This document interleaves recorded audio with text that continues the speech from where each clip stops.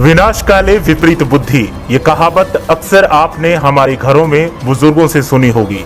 ये कहावत तब कही जाती है जब हम परेशानी के वक्त में एक और गलत फैसला कर बैठते हैं।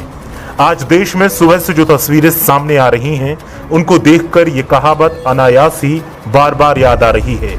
एक तरफ कोरोना से जंग जीतने के लिए पूरे देश को घरों में सरकार ने कैद किया है।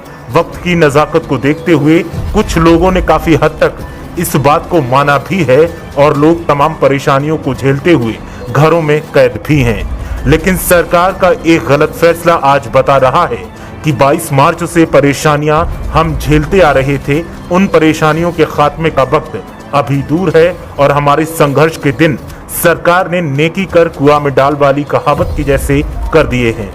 शराब की दुकानों के बाहर लगी जाहिलों की कतारें बता रही हैं कि जब काबिल पदों पर नाकाबिल लोग बैठकर रणनीति बनाते हैं तो हालात महाविनाशकारी दिखाई देते हैं। एक तरफ हमारे जाबाज कोरोना योद्धा हैं जो अस्पतालों में मरीज का इलाज कर रहे हैं, खुद संक्रमण की जद में आ रहे हैं। सड़क पर खड़े सेना और पुलिस के सिपाही परिवार को भूल देश के लोगों को समझा कर थक चुके हैं कि आप घरों से बाहर मत आइए, और दूसरी तरफ सरकार के एक फैसले ने उनकी सारी मेहनत पर पानी फेर दिया।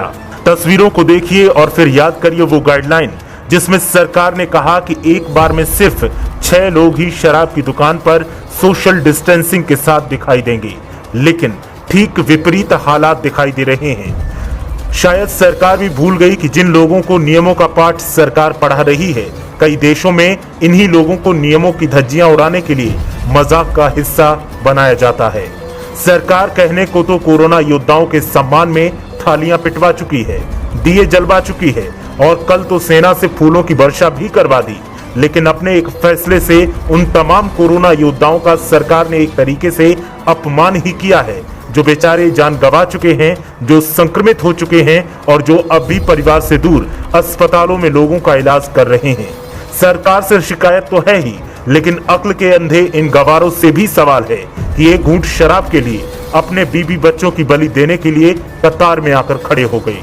कोई अनपढ़ ऐसा करे तो समझ आता है कि उसे महामारी के नतीजों का अंदाजा नहीं है, लेकिन जब पढ़े लिखे जहालत दिखाने लगे तो सिर्फ माथा पीटने के अलावा कुछ नहीं बचता। खबरों के मुताबिक जब से लोगों को पता चला कि शराब के ठेके आज से खुलेंगे, अलग सा ही माहौल देखने को मिला। सुबह 4 बजे से ठेकों के सामने लोगों की कतारें लग गईं। कई किलोमीटर तक लोग इसलिए कतार में खड़े थे कि उन्हें शराब चाहिए। ये वो लोग थे जो दवा लेने की लाइन में बेहोश हो जाते हैं, राशन की लाइन में इन्हें सरकार नाकाम दिखाई देती है।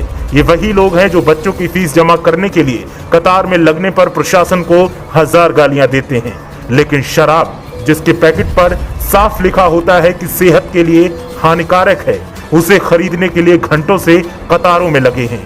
शराब के जरिए बीमारी को खरीदने के लिए ना इन्हें सरकार नाकाम दिख रही है, ना इन्हें चक्कर आ रहे हैं और ना ही इन्हें प्रशासन पर गुस्सा आ रहा है, बल्कि हंसी ठिठोली के साथ कतार में लगे हैं और बीमारी खरीदने की बारी का इंतजार कर रहे हैं। वहीं सवाल सरकार से ये भी बनता है कि लोगों के इलाज के लिए सरकारी खजाने को खर्च किया जा रहा है, लोगों से दान मांगा जा रहा है क्योंकि आपके पास पैसों की कमी है।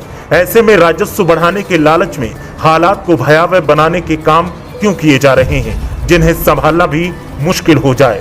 अब तक जमातियों पर तमाम हो हल्ला किया जा रहा था कि उन्होंने कोरोना को बढ़ाया। अगर ये शराबी कोरोना को बढ़ा देते हैं तो फिर क्या सरकार खुद से सवाल पूछेगी कि ऐसा गलत फैसला क्यों किया? साथ ही पंगा भी उस वायरस से लिया जा रहा है जिससे निपटना मुश्किल ही नहीं, नामुमकिन सा दिख रहा है। जब आग देश में लगेगी तो लपटें सरकारी बंगलों तक भी जाएंगी, क्योंकि ये वायरस किसी को नहीं छोड़ता और Z+ सिक्योरिटी भी इसे रोक नहीं सकती। तस्वीरें वाकई बहुत बड़ी मुसीबत का संकेत दे रही हैं और ये बता रही हैं कि अगर इन कतारों में एक भी शख्स संक्रमित हुआ तो ठीक 2 दिन के बाद देश में एक साथ लाखों की संख्या में मरीज निकलकर सामने आएंगे।